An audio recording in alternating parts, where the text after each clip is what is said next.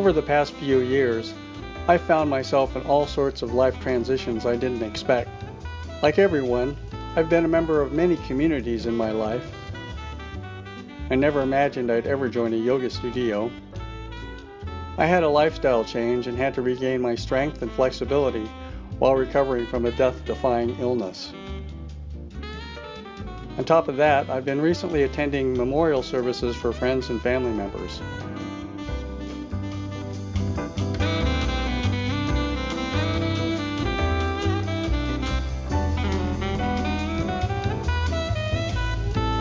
As a result, I've been thinking about how to care for myself in the future. There's been quite a bit of talk lately about alternatives to nursing homes, retirement communities, and assisted living facilities. 10,000 baby boomers turn 65 every day. You shouldn't be surprised that the sale of adult diapers are outselling baby diapers by 28%. We're all aging, but I didn't think I'd get this old, so fast, and so soon. Do we age better together? And is there power in community? It's so interesting to think about how many different communities we've been through over our lives, right? You sort of start in the space of your parents' community. Whoever your parents are around, that's who becomes your world. And as you get older, you start to move and make the choices on your own as to who you want to associate with. And as you get older and ideally wiser, and you move through different phases of your lives, your choices become a little bit more conscious, a little bit more thoughtful. Most of us, where we are today, is probably not where we thought we were going to be. And that different places and different people have come into our lives in ways that have drawn us in one direction or another that we couldn't foresee when we were younger. And just take a moment to reflect on all the various transitions you've gone through in your life that have brought you to where you are right now. And all that you do at this time will then carry you forward from here.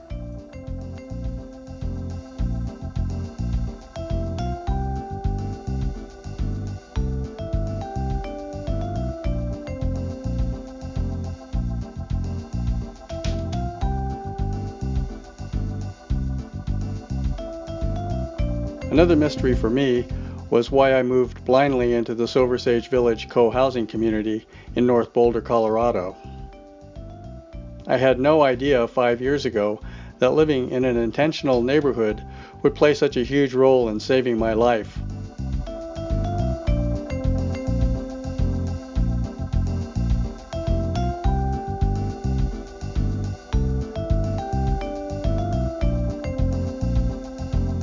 CoHousing is a neighborhood of people with private lives, private homes, but choose to live together as a community. Neighbors also share in the ownership and upkeep of spaces such as the garden and common house.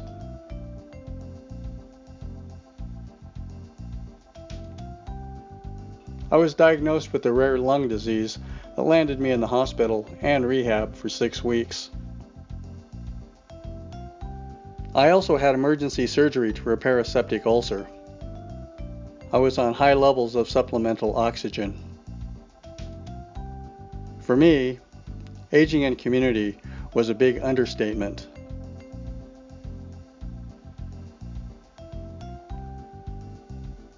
Silver Sage happens to be one community where I've landed, and it's been, pretty important for me, at least over the last 3 years, as I continue to heal and get better.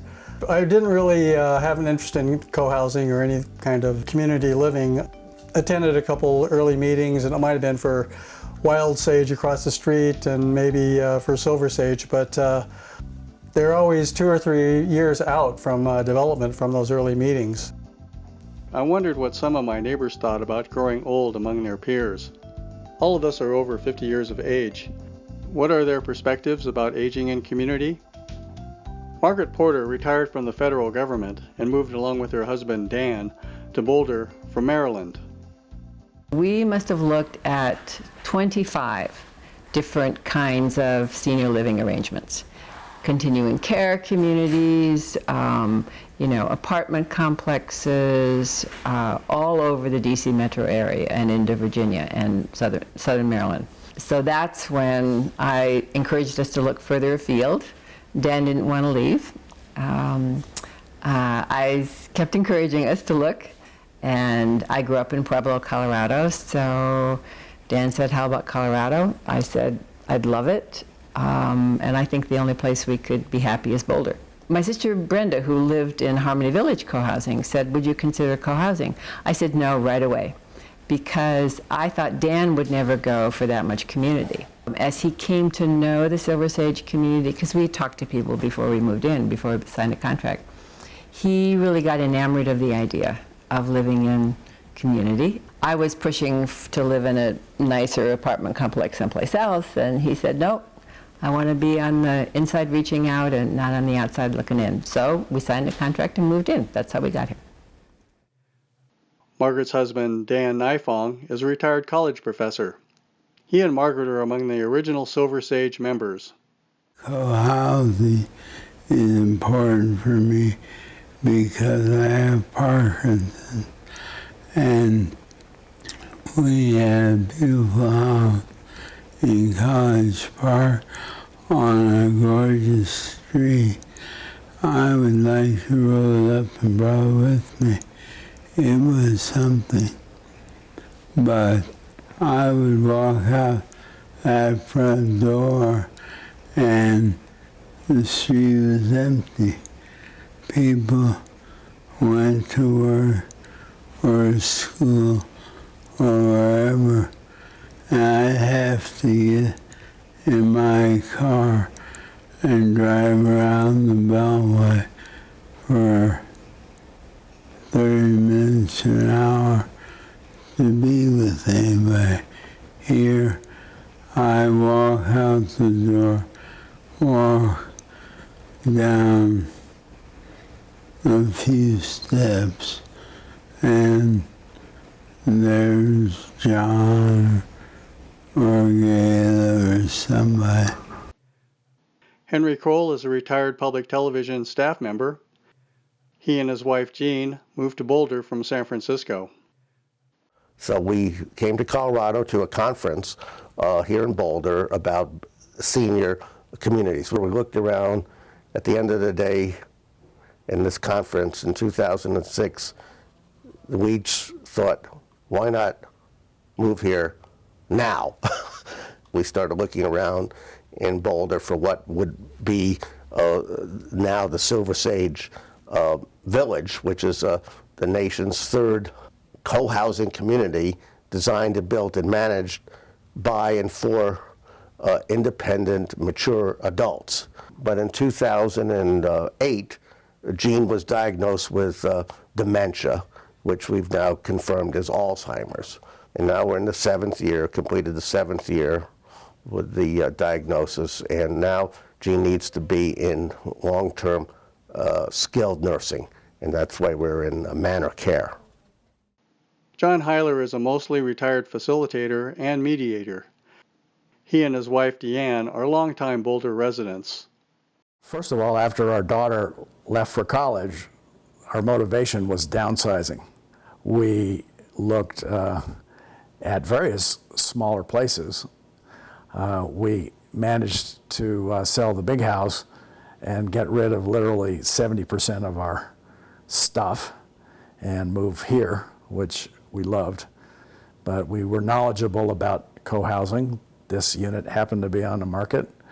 I walked in here with my daughter when we were driving around one Sunday, and we both said, wow, and we bought it. So that's how we got here. Lindy Cook is a retired nurse who recently moved to Boulder from Kentucky. She is among the newcomers to Silver Sage Village. I retired from a hospital I worked at for 33 years and moved here because of 2 grandchildren.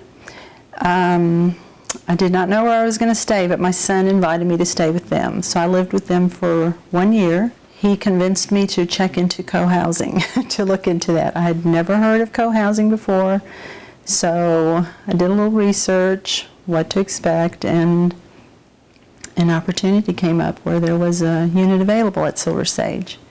So I did live with them for a year and relocated, job, and that was it. Jim Leach is president of Wonderland Hills Development, which developed Silver Sage Village. He and his wife Brownie also live in Silver Sage. Jim's a co-housing pioneer. He and architects Chuck Durrett and Katie McCamant have developed many co-housing communities around the country, including Silver Sage Village. Most groups don't have a local developer. I think the Colorado groups were really blessed by having Jim Leach and Wonderland there, and the groups really didn't, the development side was run. In most parts of the country, there is no developer. Boulder here in my backyard was an ideal place to experiment with it, and we were able to get this site from our local housing authority, Boulder Housing Partners, which was developing the whole neighborhood. Chuck and Katie both studied at the University of Copenhagen. They coined the word co-housing to describe the Danish community living concept. I was an architecture student in Denmark. Was introduced to co-housing there. And it seemed to me it just made a lot of sense. I mean, I didn't really question it. It's just, I was young enough and naive enough, I thought, well, I'm sure that everybody who studies housing knows about these sorts of things. On my 20-minute walk to the train station every day, I would walk by a single-family house neighborhood, and I noticed that there was no life between the buildings. Then there was this one neighborhood that I walked by every day, and there was almost always people out in front of their houses speaking with each other, talking with each other, and sitting at a picnic table and having a cup of tea, and going to and from this building that apparently no one lived in, but everybody lived in, it turns out, the common house. Finally, one day I stopped and I asked them, what's going on here? And they said, well, they had decided that a functional neighborhood was important to their quality of life. And the Danish government had figured out that it was really a good model for people at or nearing retirement age to be able to both understand the process of aging successfully and retirement life, but also form community. Both of the parents in that case had grown up in what they considered functional neighborhoods. They couldn't find one. They wanted their kids to grow up in a functional neighborhood. So again, it seemed like a very conservative approach to making sure that your neighborhood was meeting your aspirations as opposed to not. There was one co-housing community, senior co-housing community in Denmark that really impressed me. Started by 5 couples in their early 50s, and so very much out of denial that it was easy for them to imagine a happy and successful elderhood. Their mission statement was very short. We want to have as much fun the second 50 years as we did our first 50 years.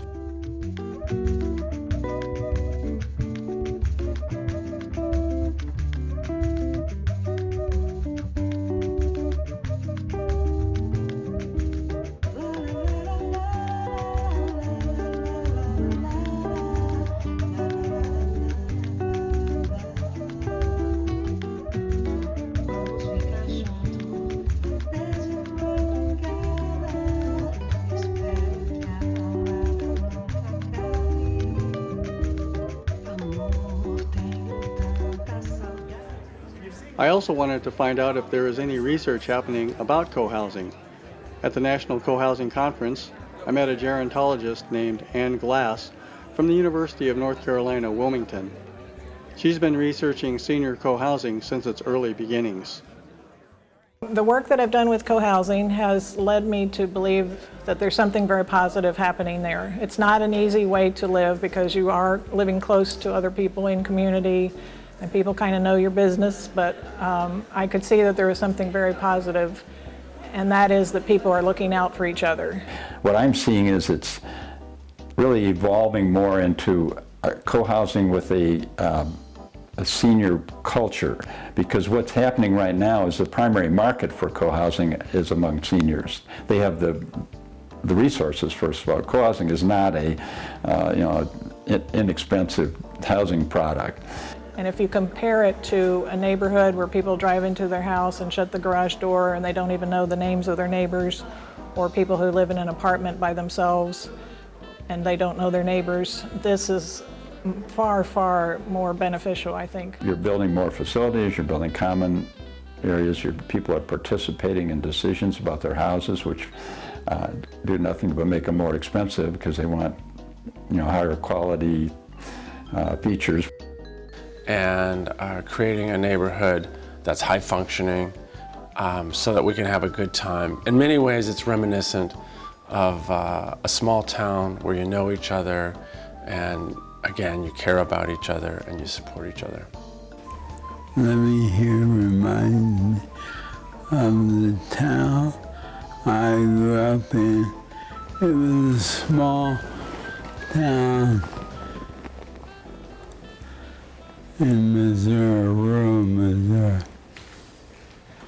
Everybody knows everybody in Milan and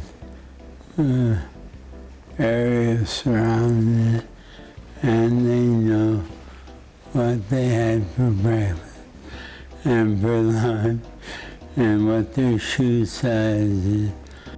But for me, where it really connected was that I'd spent my early life as a young child in graduate student housing. And so to me, that idea that, you've got people around the area and you just run outside and find your playmates, and that there's kids around and you can borrow Becky's bike across the way, and was something I had lived as a kid. And then living in tight neighborhoods later. And so it just really made sense to me. I was here for about 9 months, and I bought a third of a house in North Boulder, west of Broadway. And then when my wife and I met at graduate school on the other side of the country, and when we decided eventually to move to Boulder, we moved in with 2 other adults and their girlfriends. So it wasn't exactly co-housing, but it wasn't not co-housing, and in some ways it was pre-co-housing in the United States. Growing up, I grew up in the 60s in the suburbs of Cheyenne, Wyoming, and everybody knew their neighbors. All the kids went to the same school. I went all the way through kindergarten through high school with the same kids. Everyone's doors were unlocked, everyone's garages were open. It was a very interactive community. So some of the long-term benefits then are the mutual support. There is interdependence, and I would say that that's important as we get older. We have such an emphasis on independence in our country.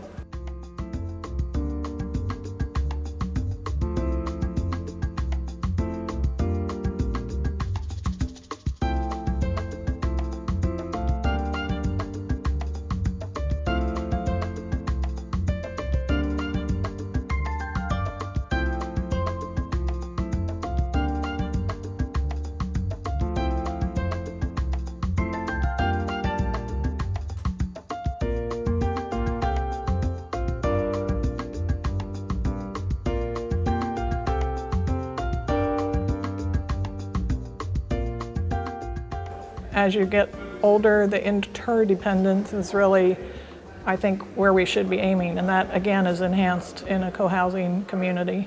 Being in a community, I think, can help you deal with that because you see other people at various stages going through it and trying to figure out, okay, how am I going to be successful here?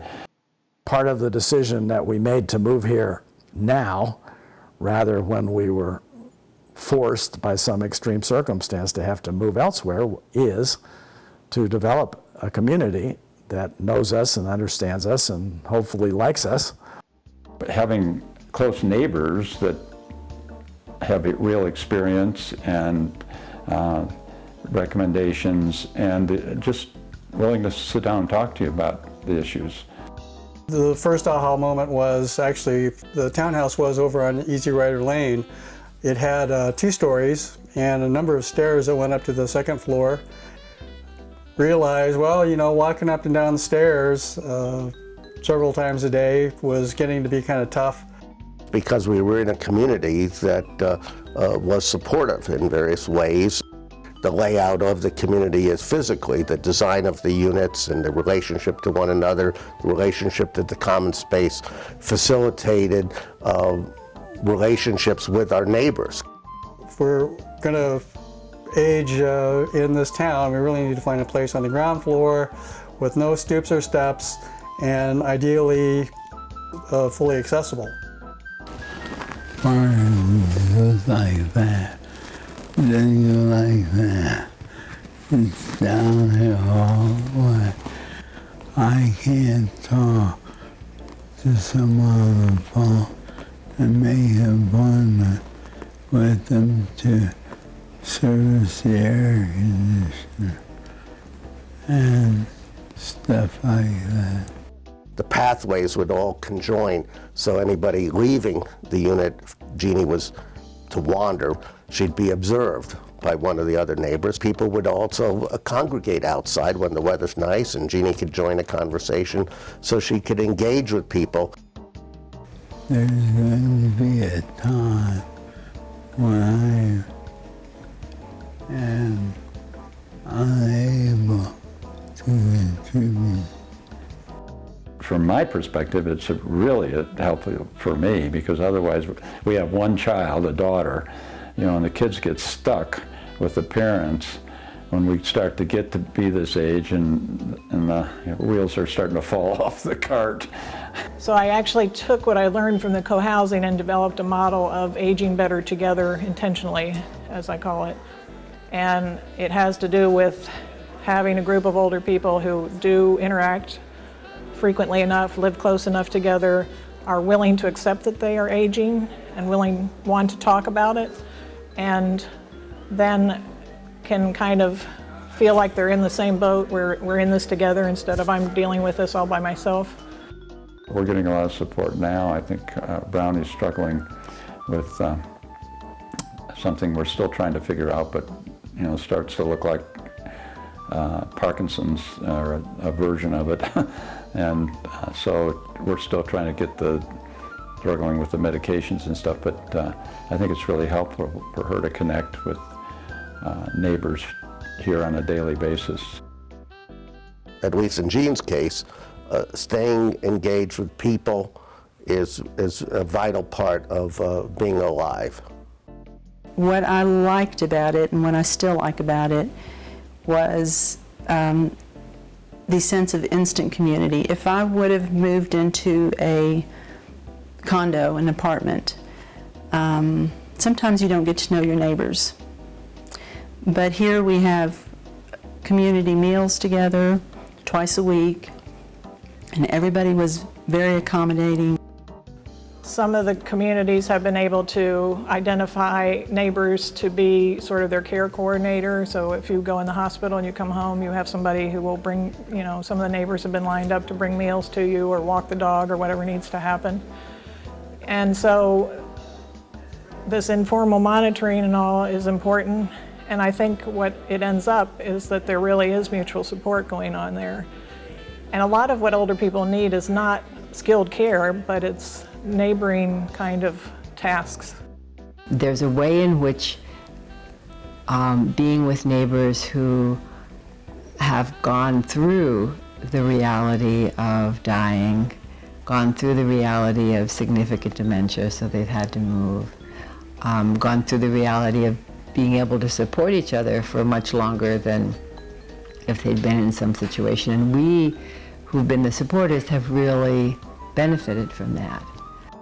You know, I had this glimpse into the future about, you know, what I might be like when, you know, I was unable to walk, and when I was on supplemental oxygen, and I was unable to, you know, wipe my butt.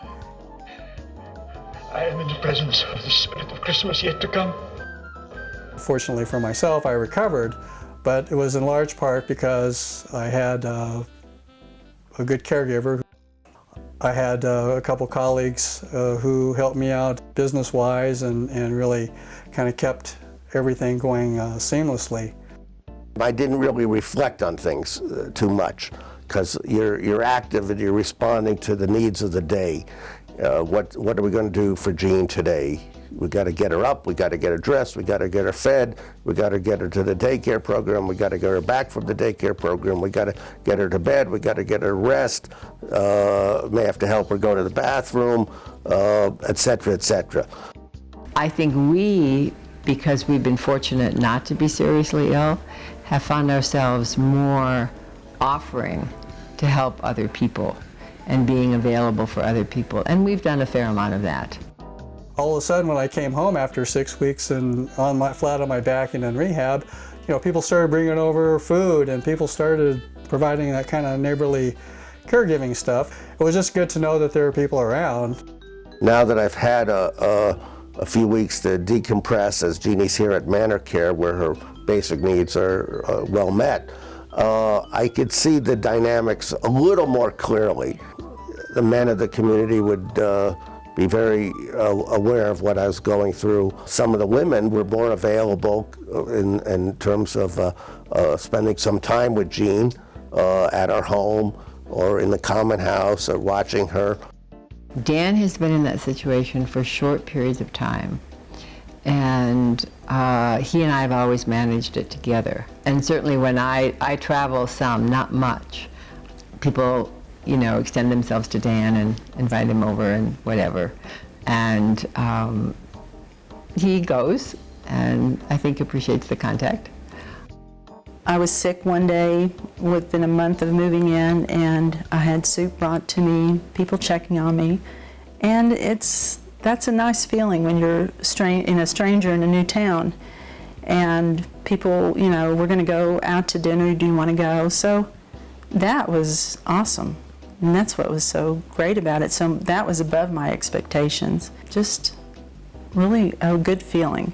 Versus if I would be in a condo by myself, I thought about that a lot. I don't know. I just feel like I've made so many more friends having that. Coming back here, which happened to be on Super Bowl Sunday, 2014, it was Sunday and there was the community dinner and the game was going. It was very welcoming as you could be. I had a hole in my stomach and a plastic tube hanging out of me, but despite that, it was a good experience. So I feel very strongly that having the involvement of our neighbors, being in the community, has been a key to Jean's not only longevity, but she has largely thrived where very few of her cohorts would. I'm a huge believer in working with the future residents. I feel like they bring a lot of wisdom to the table, especially in senior co-housing. They've had real lives, they have real values, and they have a lot to offer. And every time I engage the future residents in a very highly facilitated participatory process, they come up with something better than I would have by myself. Well, it turns out it works socially, and people have to take care of it, and people take care of what they love, and they love what's beautiful. So we have to make it beautiful at the same time.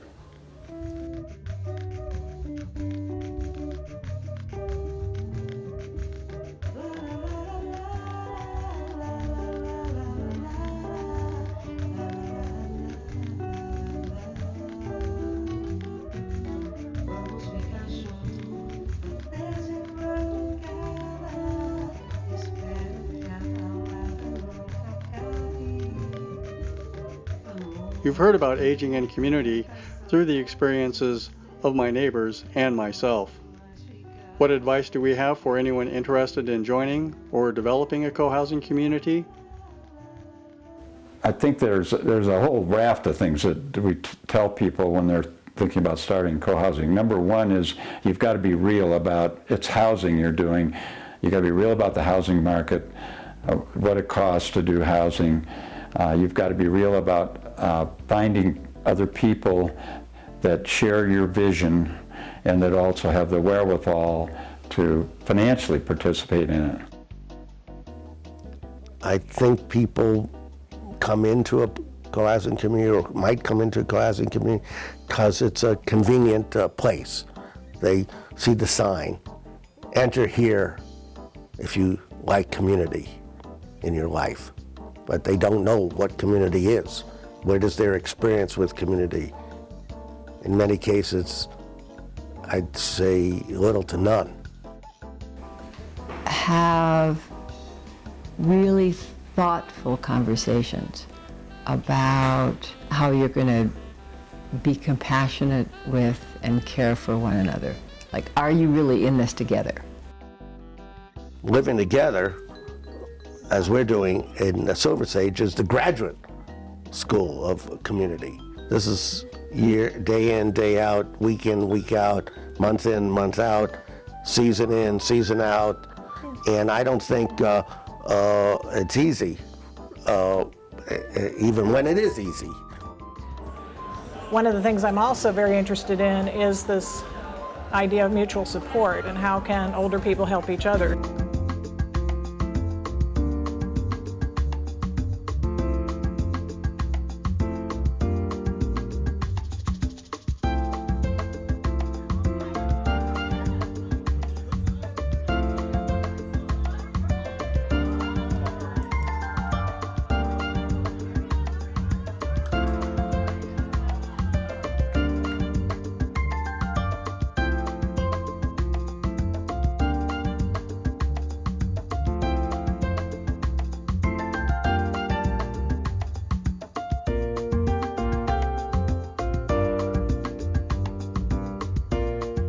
Because in our society, we often think of older people as dependent, and we need to take care of them. But really, many older people are quite independent or quite able to help each other. Some people call us an intentional community. I don't think we are an intentional community in the spiritual sense, because we don't have a common framework for a common belief system. We have a vision and values which are nice.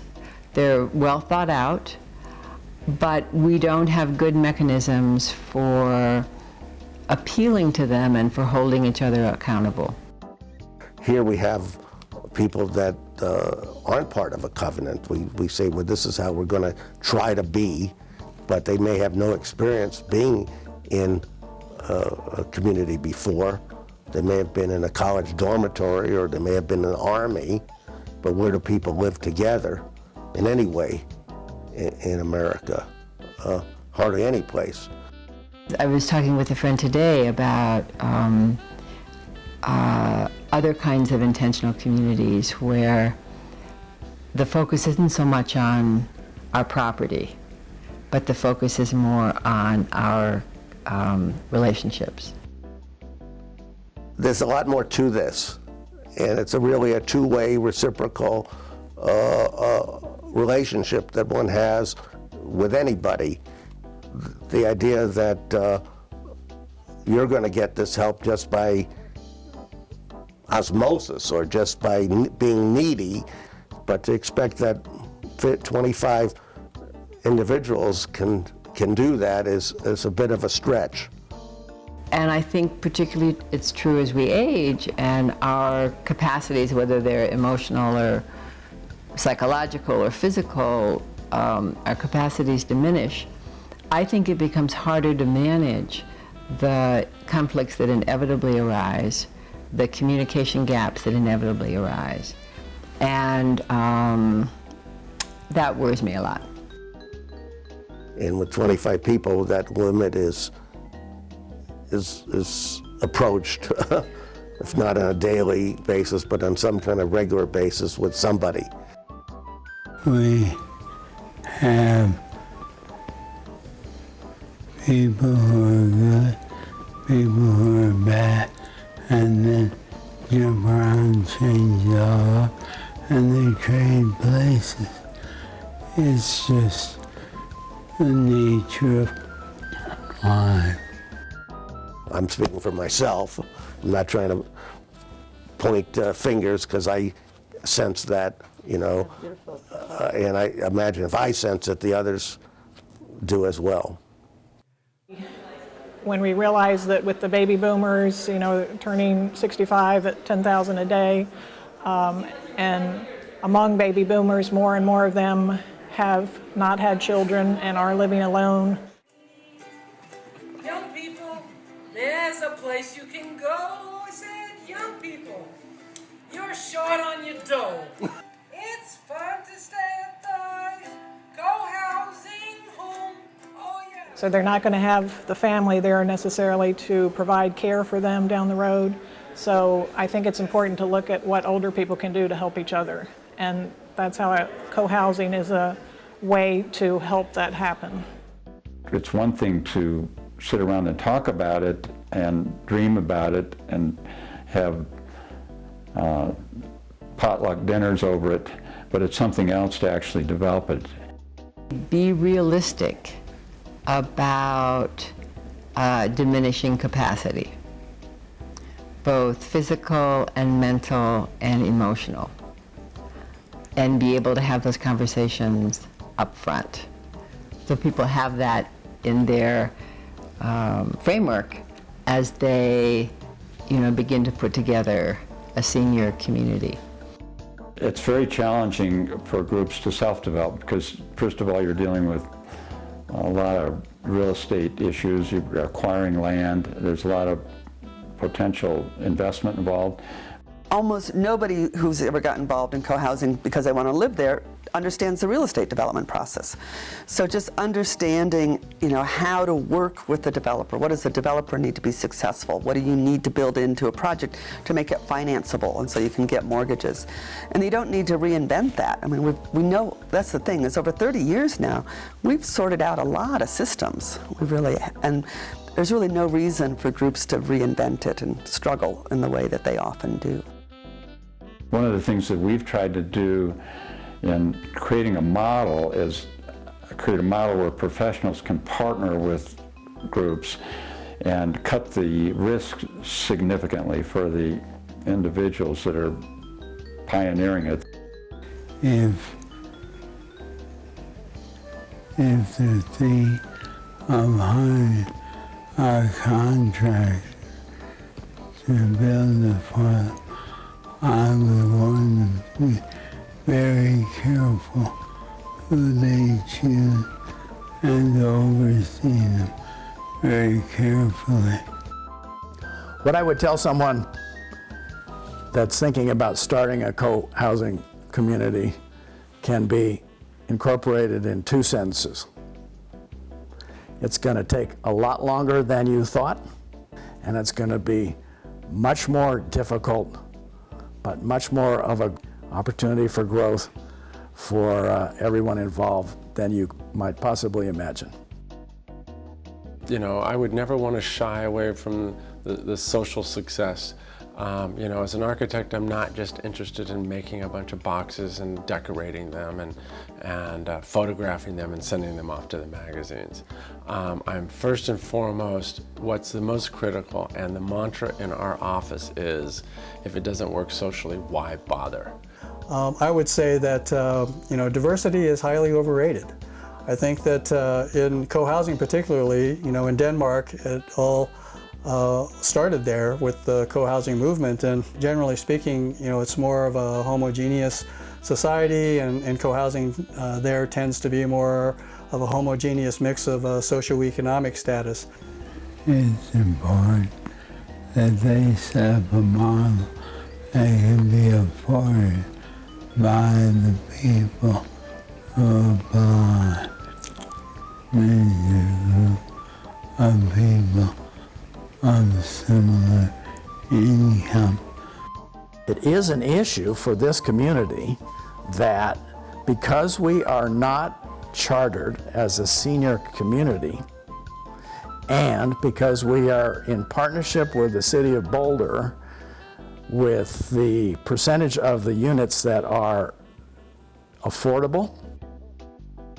So that when you have major expenses that you face, you can decide whether to buy cheap knock off parts or genuine Mercedes parts, or maybe skip that and just buy a Chevy in the beginning. I think what you have is in any group of 25 people, a broad range of personalities. Our ability to screen applicants to live here is diminished, in my opinion, in a detrimental way. How to transcend socioeconomic, political divides, and to go back to this fundamental thing, which I said is that we don't have to think alike to love alike. So I believe this is a good time, and with the baby boomers coming along, this is a good time for us to rethink how we do deliver long-term care and different ways that we could live, different kinds of housing arrangements. I think there are going to be all kinds of permutations of shared housing and cooperative housing, collaborative housing, co-housing.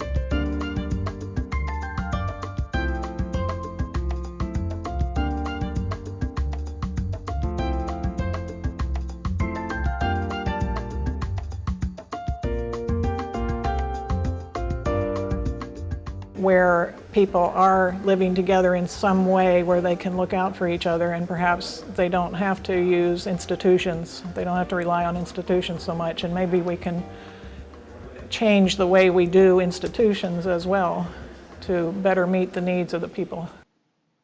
It's a work in progress. We're coping with it, and I'm convinced we'll continue to cope with it. You have to look at Silver Sage as a model of what it is. Is it an attractive place for people to live, or is it just a bunch of old people dying together? Who the heck would want to move into that? The case with co-housing, that is not the case in the vast majority of senior housing, is the expectation that the work will be done by the occupants. Think carefully about the size. I think Silver Sage is too small, and I think it's too small to be economically viable. You know, it's viable now, but for the long term, I don't know. So since I'm the youngest at 58, I think as people move on, I think it's essential to function and to maintain and be able to do all this. We have to get young people in, younger than me, because as the years go by, I think that'll have to be an important part of it, decision making and everything. And I think it's too small in terms of if you have several members who really can't do the kind of active work that's expected in a co-housing community, you're pretty constrained. If we merely age and merely get less and less able, we'll have proven a failure. We've always assumed that everybody is going to have family who will take care of them when they get older, and that really is not the case for everybody. For one reason or another, they don't have family, or they're far away, or whatever. And the models that we currently have in our country to serve when you need long-term care are not really completely meeting the needs of people, and they're not exactly what people would wish for if they were designing it themselves. How do you really get to the point where you can feel like you're making progress on how you age successfully and enjoy the most of whatever it is, and wherever you are in the process, whether it's your last day or your first one on the block? I think it has changed for the better, because I don't have to worry about genies. You know, in other words, my baseline of stress has gone down. So I don't react as much, as I say, to the minutia, the day-to-day things that come from living in a community. So I could be a more pleasant person and hope reflect that back to the community. Some people want to have more control, more hands-on management, and I'm moving away from that. I don't need to be engaged. I don't need more stress in my life. I'm letting people be people more readily. Old age is a really special time. And I think we are called in old age to do things differently, to be different. And that's a very scary thing, because most of us would rather continue to do what we've always done and been successful at for as long as we possibly can. And I don't think that's what the calling of old age is. And by staying in Silver Sage, I have a place where I'm in community, and it's not going to be perfect, but it's better than the deadly alternative isolation. As long as we can continue to relate and engage and be welcoming to each other's, value each other, we could go forward. For me, co-housing is an ongoing adventure that has helped keep me going and young. It's been an amazing challenge at times, but being able to live in it as well as do it professionally has really enhanced my both interest and life a lot. I think I'm grateful that I have young children in the complex. Too much noise, too much business. Wild Sage next door has young families, and that's fine. I've been there and done that. Enjoy it immensely, but it's not where I am now. There will become a point when one of us dies, or one of us can no longer live here because our needs are so heavy duty. What will happen would be what happens, but I fully expect that the other will live here as long as possible, because this is where our community is. I don't think there's anything special about CoHousing, but as a senior community, I would rather be there than across the road, because I'm just tired. This is a nice community. I don't know. I was really attracted to it. They have to want to be in that position and want to be in that community, I think, I don't know how to attract them. Like, co-housing is definitely not for everybody. I mean, I think you have to believe that you can have a richer and more interesting life by working with other people, and therefore it's worth working with other people. And I think it does not work very well for people who like hierarchy and clear rules. I think you kind of got to let go, and you've got to be pretty comfortable in yourself, know where to draw your own boundaries. So that you know when you need to step back and when you want to get involved. Everything we do has to, in the context of co-housing, balance privacy with community. You should always feel like you have as much privacy as you want, but conversely, you should also feel like you have as much community as you want. And most American landscapes have as much privacy as you want, or as much privacy as you want. In other words, there's not a lot of choice. In fact, I find one of the redeeming aspects of co-housing is the people who come to the table actually like choice, because that's where they're going to get it. Just take a moment again to reflect on where you've been and all that you've gone through in your life and every transition that's gotten you here today. I think a very positive experience, really, growing old with a whole bunch of other people who want to at least talk about it, I think it's a positive discussion that we're having. Like Chuck Durrett says, co-housers may choose as much community or as much privacy as they want. And to hold the space without any expectation or attachment from where you'll be 10 years, 20 years, 30 years from now.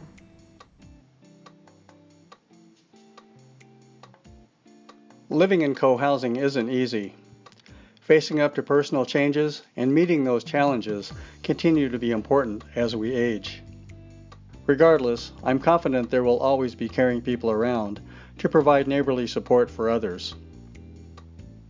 As for myself, over the past couple years while regaining my health, I've thought a lot about my life and my life priorities.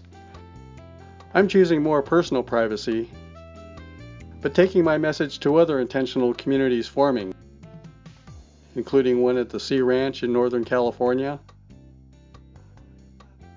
and the Lincoln Court mixed-use community in Cheyenne, Wyoming.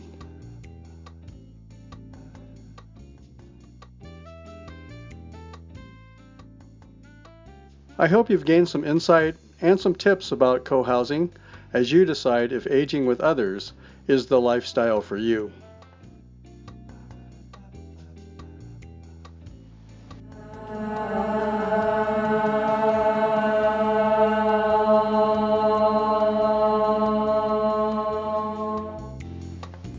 With an inhale, draw your thumbs to your third eye center. Namaste.